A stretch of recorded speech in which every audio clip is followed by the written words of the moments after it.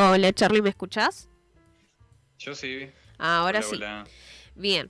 Bueno, le comentaba a la audiencia, discúlpame, por favor, pero estas pequeñeces ocurren. No Eh, pasa nada. Le comentaba a la audiencia que sos dibujante y escritor. Me llama y me intriga mucho la portada de tu libro. ¿La ilustraste vos? Sí, sí, sí, la ilustré yo. En realidad eso fue decantando porque no es que me puse a dibujar esa portada para este libro. Yo había estado en un curso de diseño digital en Da Vinci, que es un instituto que está por acá en el centro, y habíamos hecho ilustración libre y había que elegir una obra clásica. Las obras clásicas a los 50 años ya pierden derecho de autor, entonces uno las puede dibujar y publicar. Y yo empecé dibujando la obra de Dr. Jekyll y Mr. Hyde. Era Ajá. eso en principio. Cuando empecé a ilustrar la obra, me había quedado esa imagen grabada y la reformé, digamos, un poco para este libro, porque no sé, le encontré el drama, las transformaciones y las cosas. Pero bueno, sí, respuesta corta la ilustré yo. ¿Y qué te inspiró al escribir con respecto a Cementerio de Árboles? Y haceme una aclaración con respecto al el tuwe. ¿Qué palabra sería? Porque me suena mapuche, pero no estoy 100% segura.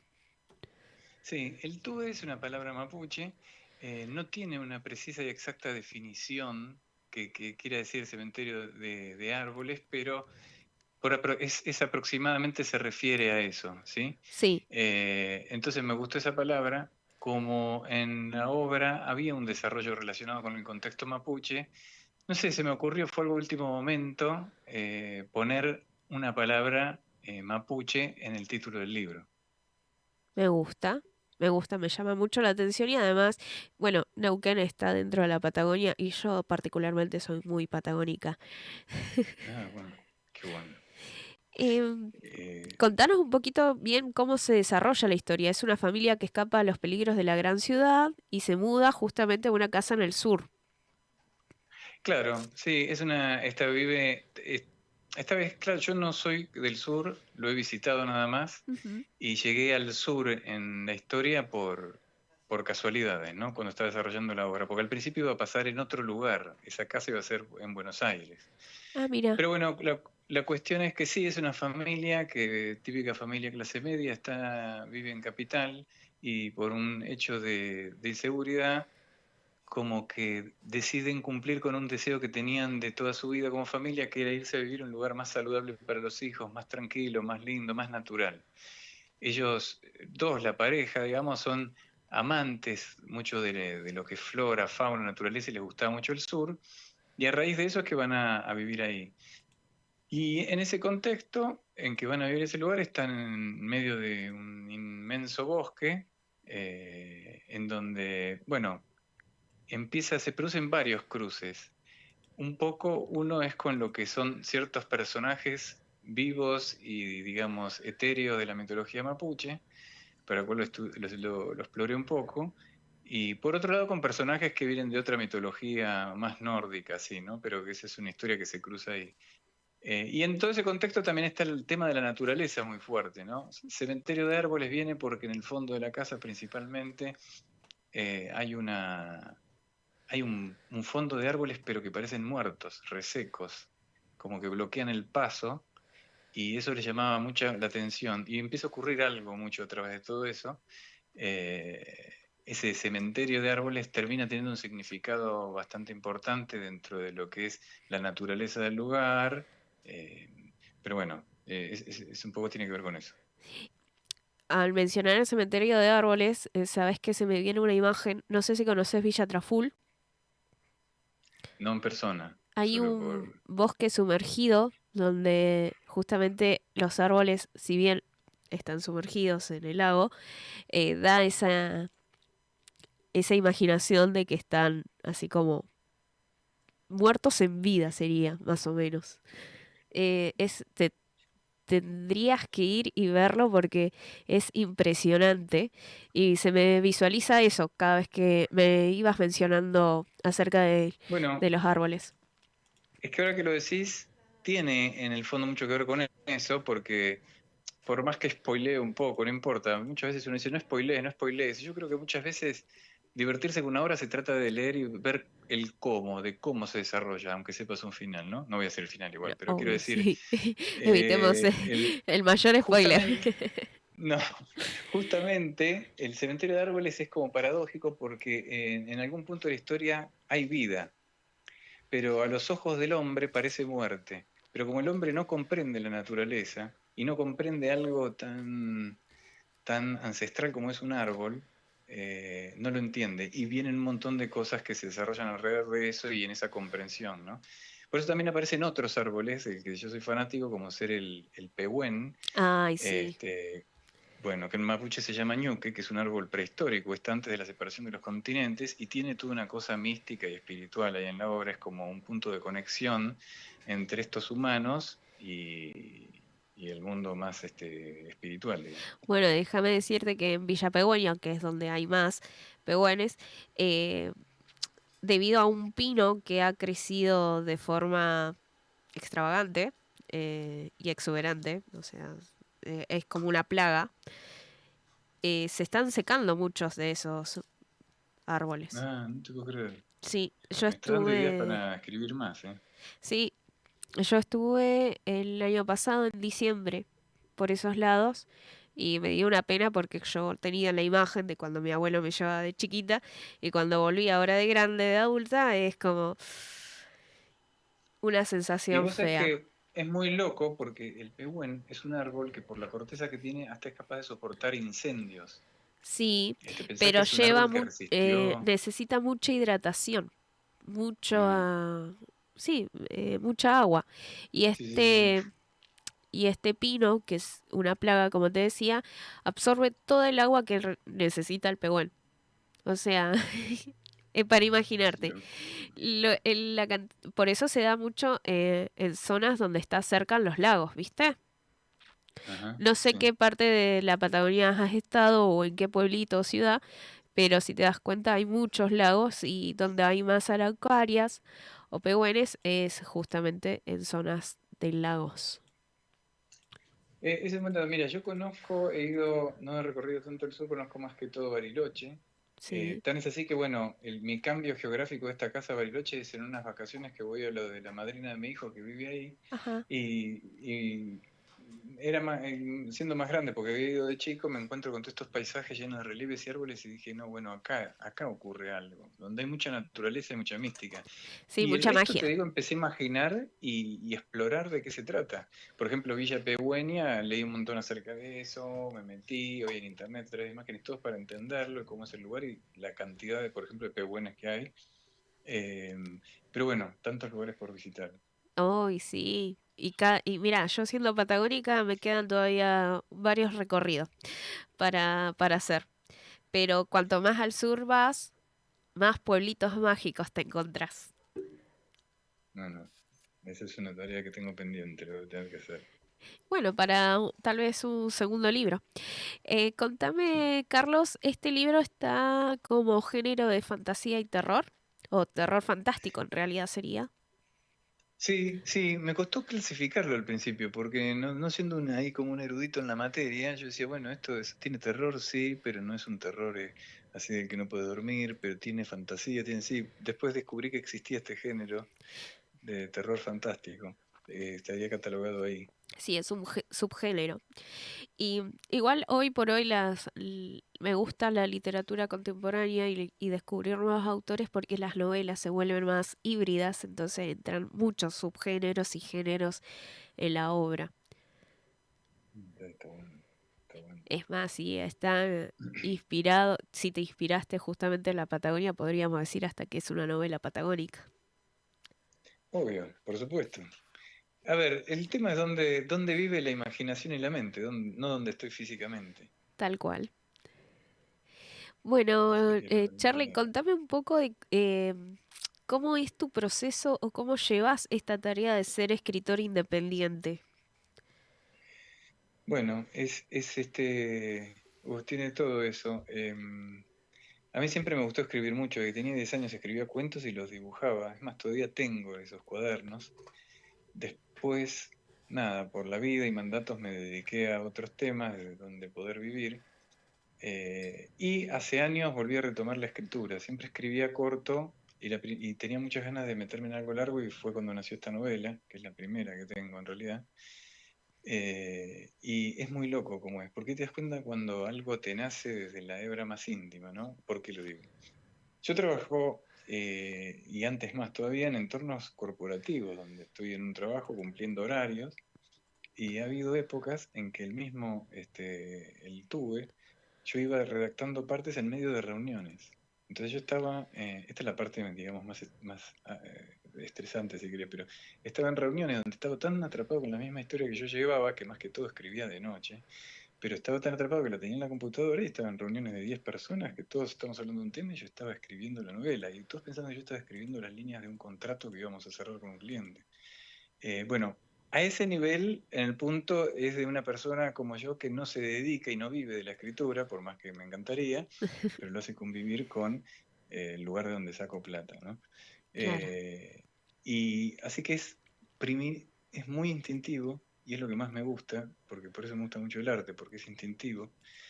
Y el proceso, cuando se me da escritura, son como sensaciones. Quise escribir algo largo, pero no tenía esta novela en la cabeza. Yo vivía en una casa en Quilmes, en un lugar medio aislado, muy grande la casa y ruidosa, una casa antigua, y empecé a escribir acerca del miedo, tenía miedo. Y empecé a escribir sobre los ruidos que hay en una casa antigua, la oscuridad, las sombras que se proyectan. Eh, y empecé a escribir eso y de golpe se metió en el medio un duende y empecé a escribir de ese duende, una aparición, y de repente empezó a evolucionar hacia todo lo que terminó este libro. Ahora, el proceso, sí, tengo partes como mecanizadas o metodológicas, por ejemplo, la investigación y bajar notas para, para luego escribir historia, eso sí, podríamos decir que tiene método. A mí lo que más me apasiona de la vida de escritor es que fluya y, digamos, vomitar en el papel lo que te va surgiendo cuando te surge. No sé si te respondí o me fui por el tangente. No, no, está bien. Me respondiste de una forma que no me han respondido antes, pero dejas bien planteado que justamente a los escritores independientes les cuesta mucho poder vivir solamente de la escritura, excepto que Y sí, sea, no sé, King, por ejemplo. claro, bueno, De hecho, pasa, y pasa mucho con los escritores o escritoras más reconocidas en Argentina, como yo siempre la menciono a ella, y se me fue el nombre, pero bueno, la escritora de La Viuda de los Jueves, que ella en una entrevista dijo que pudo hacer verdaderamente una diferencia cuando vendió los derechos de autor y la adaptaron a película o serie, no me acuerdo. es que, claro, ¿sabes qué pasa? Hay un tema que uno con la cabeza de artista necesita un hemisferio comercial que muchas veces no tenemos. Muchas veces yo lo que veo en el artista, y ahora hablo de la actuación y de pintura, otras aristas del arte, uno tal vez naifmente o ingenuamente tiene la idea de yo hago algo bueno y se conoce. Y lo real es que lo que se difunde y produce dinero no se trata de lo bueno que es. Se trata de cómo se comunica, cómo se muestra y muchas veces obviamente del marketing que le pongas, ¿no? Sí. Obviamente. Pero viste que tenés a las claras. ¿Cuántos libros has leído que te parecen geniales y no son difundidos? Y hay libros que tal vez decís, bueno, no es tan tremendo, no es tan increíble, sin embargo, se hizo una película y se hizo de todo. Lo mismo pasa en las bandas de música, lo mismo pasa en las pinturas.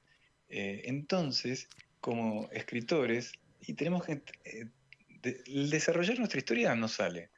Le gusta a quien le guste, mal o bien, porque es muy subjetivo. A algunos les va a gustar un libro y a otros no. Pero tenemos que desarrollar esa práctica, y ese es el challenge para llevarlo a éxito en lo económico, de decir, bueno, ¿de qué manera yo puedo promocionar esto? ¿Cómo lo convierto en aunque suene feo para un artista decirlo, cómo lo convierto en un producto? Pero en definitiva es eso. ¿De qué manera lo voy a convertir en un producto? Y bueno, ahí entramos en otro área. Pero es la manera, ¿no? Creo, de llegar. Sí, totalmente. De hecho, yo siempre cuando hablo con escritores antes de las ferias del libro, que me preguntan y me piden asesoramiento y le digo, ¿cuál es tu objetivo? ¿Con qué Pero fin bueno. vas? Pensá primero eso y después a base de eso vamos trabajando para dónde agarrar. Porque como bien decís vos, eh, no es solamente escribir el libro, editarlo, que ya de por sí cuesta editarlo e imprimirlo, sino también Mm, tener después todo lo que es el marketing, la difusión, cómo aplicar a las ferias del libro. Es todo un sí, trabajo. sí, sí, sí, sí, sí. Y si no Sí, por tenés eso que un le llamo, bueno, el área objetivo comercial. claro, la podés pifiar. No, por eso es como una parte muy importante y muchas veces creo que encima es la parte que más nos cuesta. Porque vos agarrás a alguien y ¿qué dice el Kundra? Uy, escribiste un libro, ¿cuántas hojas, páginas tiene? ¡Wow! Qué difícil, dice un espectador. Pero vos como escritor lo mirás y decís, pero no, es como te sale innato y lo disfrutaste tanto, no, no está el concepto del sufrimiento incorporado a eso. No, fue algo que, es más, no te diste cuenta en qué momento escribiste tanto. Claro. Ahora, lo difícil justamente es decir, che, a mí me preguntan, qué bueno que está bien, che, ¿y cómo lo vas a hacer ahora? ¿Cuántos vendiste? Esa es la pregunta matadora, porque ahí está una magia que algunos tienen y otros no, güey, y creo que debe ser en el mundo artístico la más difícil de encontrar, ¿no? El saber venderse. El cre Totalmente, fundamental. Sí, tal cual. Sabes que volviendo a Pegüeña, hay una escritora muy jovencita, empezó a escribir su primer novela y la publicó teniendo 18 años. Cuando yo la entrevisté a ella, a Abril Fernández Enoch, ella me dijo, yo escribí para tener mi libro en el estante, en la librería, en mi casa. Yo quería tener un libro con mi nombre. Y fue la única Mirá, persona que me ha dado una respuesta distinta. Por mirá qué bueno. eso volvemos a lo mismo. Depende del objetivo que tengas a la hora de publicar, es el trabajo que hay que hacer. Correcto. Sí, mira, yendo a eso, si vos me preguntás a mí, a veces me da temor y vergüenza decirlo, pero yo sueño con que mis libros los lea todo el mundo y que les encante, pero no solo porque así vendés, porque en realidad a mí me encanta escribir, me encanta plasmar, pero me encanta que salga de mí y que se convierta en de los demás y que esté, no en mi biblioteca, en la biblioteca de todos los demás. Claro. Es más, a mí me pasa, voy a ver a un amigo o algo y me dice, mira, está tu libro, lo tengo ahí. Pero bueno, esa presencia de tu libro en muchos lados, eso está buenísimo. Sí. Y bueno, estábamos hablando también de que sos ilustrador, dibujante, Sí, además de diseñar tan hermosa y tan impotente tapa o portada. gracias. ¿Hay más ilustraciones dentro del libro? Claro, adentro del libro está todo ilustrado. Son todas ilustraciones, son ilustraciones definidas que hacen a cada capítulo, casi todos los capítulos, no todos. No suelo ser un homogéneo en lo que hago, no me gusta ser lineal y bueno, como en un capítulo de dibujo, hay dibujo en todos los capítulos. No, me gusta que sea distinto. Lo mismo que van a ver que en distintos capítulos que si mencionan a un duende, el dibujo no es el mismo y son distintas interpretaciones de un duende, porque tampoco quiero convertirlo en una especie de cómic donde sesgo la visión del que le dice, ah, es así este personaje. Entonces son ideas, pero sí, está dibujado casi todo adentro. Y eso fue gracioso porque yo me metí con este primer libro acompañado por Duncan, que la verdad que es muy bueno en un primer proceso estar con ellos, y yo no sabía nada. O sea, yo escribía, me habían publicado cuentos cortos en revistas, pero jamás algo largo como libro. Ajá. Y me dicen, bueno, mira, acá lo que se hace es que en la página derecha, por lo general, esa decisión del autor, empieza un capítulo. ¿Y pero ¿y qué pasa con la otra página? ¿Es libre? Y sí, porque se entiende que la página del lado derecho, un nuevo capítulo, bueno, bla. Entonces dije, bueno, y cuando vi los espacios libres, dije, voy a poner mis dibujos. Ahí empezó el tema. Fue en medio del proceso de galera con ellos. Entonces ahí empecé a poner mis dibujos, que lo que más me gustó fue que no empecé a hacerlos de cero, sino así como en la tapa, yo tengo un montón de archivos de dibujos, empecé a mirarlos y hice un juego. ¿Qué de esto que he hecho se relaciona con esto que escribí? Porque yo creo que en un punto, como todo se relaciona con todo, dije, alguna conexión tiene que haber. Y empecé a encontrar y a retocar algunos dibujos, sí los hice de cero, porque son muy gráficos de un paisaje, y incorporé todos esos dibujos en el interior del libro. Y estuvo una experiencia buenísima, me encantó. Bueno, estoy viendo tus redes y veo que también tenés un playlist para acompañar la lectura. Me encanta.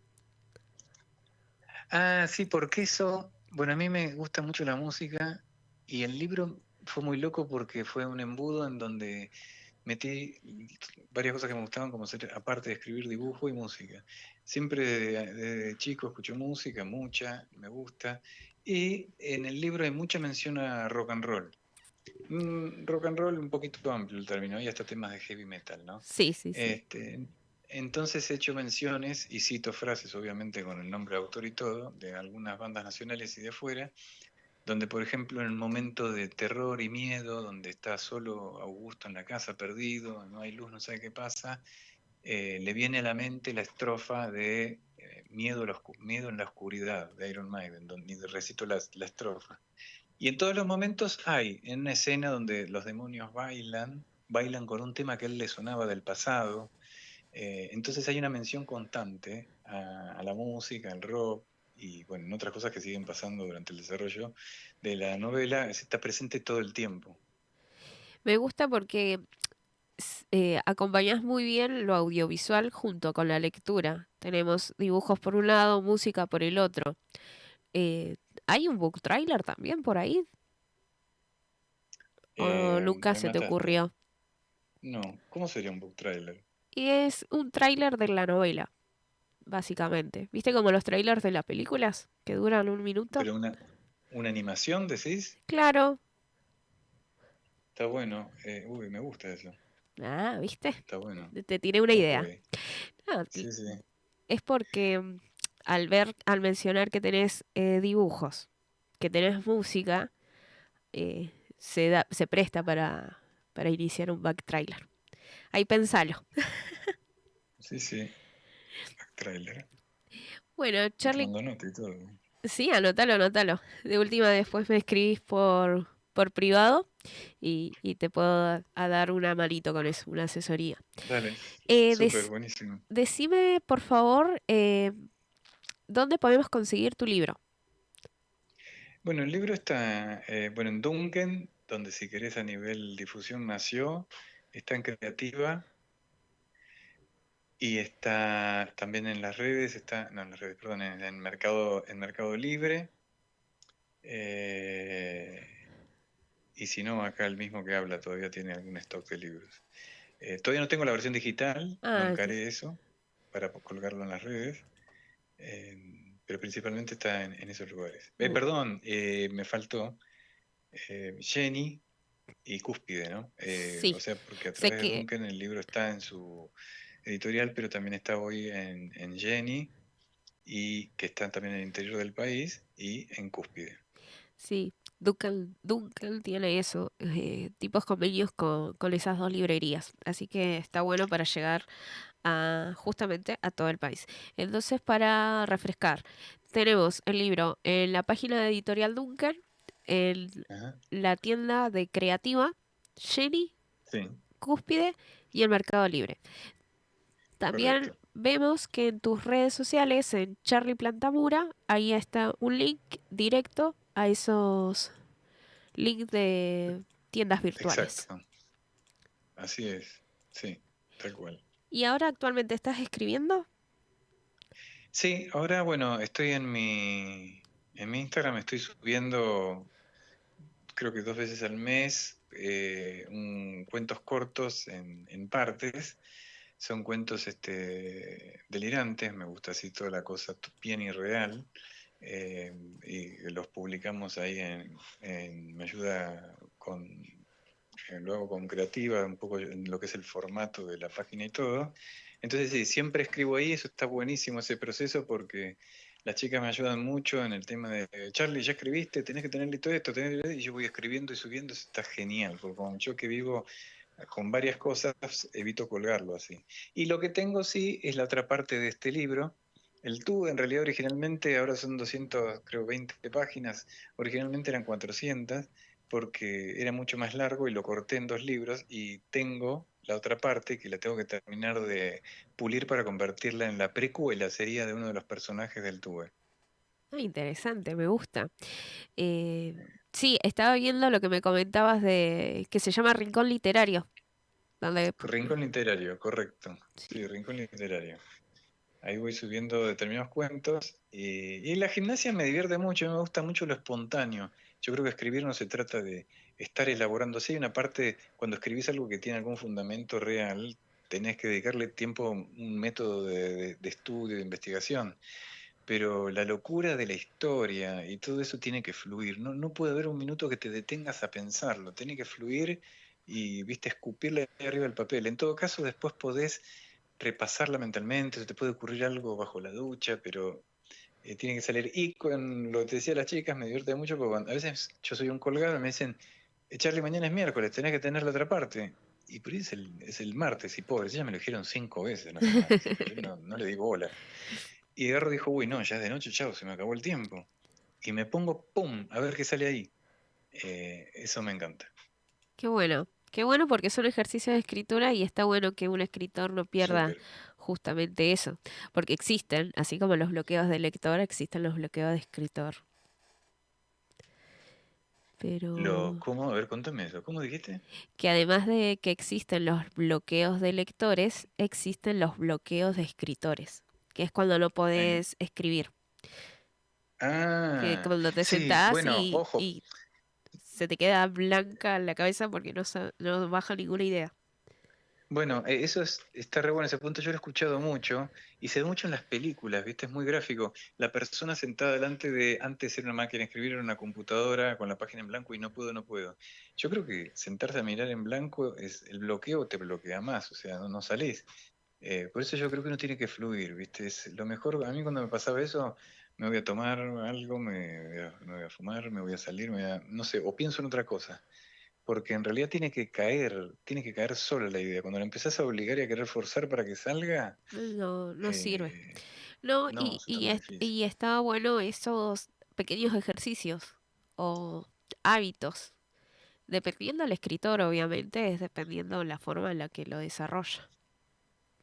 Sí, sí, eso. Y esa gimnasia de no perderla todos los días es muy bueno. Yo en una época tenía una red, cuando no existía internet, nada, antes bueno, no sé si estaba recién naciendo, antes del 2000. Yo trabajaba en una oficina y tenía una cadena de mail, no me acuerdo, de 50 personas que se iban sumando. Y yo escribí una especie de poema delirante de un duende, siempre esas temáticas estaban en mi cabeza, y se iban sumando. Todas las mañanas me sentaba y me tenía que salir algo, y escribía algo y lo mandaba. Y después empezaba a trabajar. ¿Viste? Me sentaba en la oficina, mandaba algo, y bueno, después seguía. Y eso fue una experiencia muy buena, pero es la misma que te estoy contando ahora que estoy haciendo con Creativa, es el hecho de bueno, a ver qué sale, de escribir una historia, ¿no? Claro, Yo creo que lo más importante de escribir ni siquiera es la forma, el método, la gramática, eh, es que no tengas límite en tu imaginación, es como un actor. Yo creo que lo lindo de un escritor no es la forma en que hace algo. Yo a veces escucho esas conversaciones, no soy un capo en la materia, pero yo creo que está mal, o sea, pasa por la imaginación. ¿Cómo veo? ¿Qué me está contando? ¿Qué historia hay acá? ¿Qué tan loca es? ¿Qué tan imaginativa es? Obviamente dependiendo del gusto de cada lector, ¿no? Que a uno le gusta leer una cosa, pero pasa mucho por ahí. Y entonces, por eso es tan importante la espontaneidad. Hay un ejercicio en actuación que es espectacular, que es, bueno, vamos a improvisar y te dicen un, dos, tres, empezá. Nadie te va a decir qué, cómo, de qué más, no. Lo que sea, lo que salga. Y claro. tiene que salir sin límite. Esto para mí es lo mismo. Entonces se podría decir que vos dentro de las dos figuras, bueno, tres, que hay como tipos de escritores, el mapa, el brújula, el veleta, vos serías más el brújula, el de sentarte y fluir lo que pasa por tu cabeza en ese momento. Sí, sí, a full, a full. Es más, este libro no nació con la idea de voy a escribir acerca... Era un sentimiento acerca de lo que escribía, miedo. Miedo a este lugar en el que estoy viviendo. Después eso fue tomando forma y se convirtió en una historia, en una casa en Bariloche, la mitología mapuche, las brujas, le agregué estudio, ahí sí lo fui formalizando. Si querés, la parte estructural y metodológica tiene que estar en algún momento, pero cuando ya le estás dando forma a la criatura, ahora cuando nace, es como yo escuchaba la otra vez, nada que ver, ¿eh? Pero el capo de Facebook, y hay otros que lo han dicho, él dice, Yo cuando empecé Facebook no me senté a crear una red para que la gente socializara, hiciera amigos y publicara fotos. No, a mí se me ocurrió una idea de, uy, mira, con esta tecnología me puedo conectar a estas personas y podría ser esto, una red. Ah, no sabía ni para qué servía, decía él, era una idea. Cuando una idea viene a la cabeza, tiene que fluir, no tiene que tener nombre, apellido, forma, exactitud, no, es una idea. Y si te viene a la cabeza instintivamente, mejor. Sí, Entonces, bueno, me parece muy bueno ese concepto. sí, está muy bueno y hay que llevarlo a cabo porque es nuestra creatividad que se va desarrollando. Y hay Totalmente. que Bueno, explotarla, justamente, sí, hay que mejor. explotar nuestro lado creativo. Bueno, Charlie, muchas gracias por tu tiempo. Vamos a repetir tus redes. Pueden seguirte en Instagram en Charlie Plantamura y conseguir tu libro en la editorial Duncan, en la tienda online de Creativa, en Sherry, Sí, Cúspide y Mercado Libre o contactándote con vos en justamente en Instagram, ¿no? sí, claro, perfecto. Bueno, Charlie, te mando un beso y un abrazo enorme. Muchas gracias por tu tiempo, por hablar con nosotros y explicarle a la audiencia un poco de qué trata el Tehué Cementerio de Árboles. Súper. Genial. Muchas gracias, me encantó. Estamos en contacto. Bueno, queridos, Dale, te mando un beso grande. gracias. Bueno, queridos lectores, con ustedes estuvo Carlos Augusto Plantamura, Charlie para los amigos, con quien hablamos de su libro El Tuhué, Cementerio de Árboles, editado por la editorial Duncan en febrero del 2023. Tenemos mensajitos en nuestro chat de YouTube. Le mando un beso enorme a la abuela Nina, a Laura Kaufman, que nos está escuchando, y a mi amigo Eliseo, que nos está deseando buenas tardes.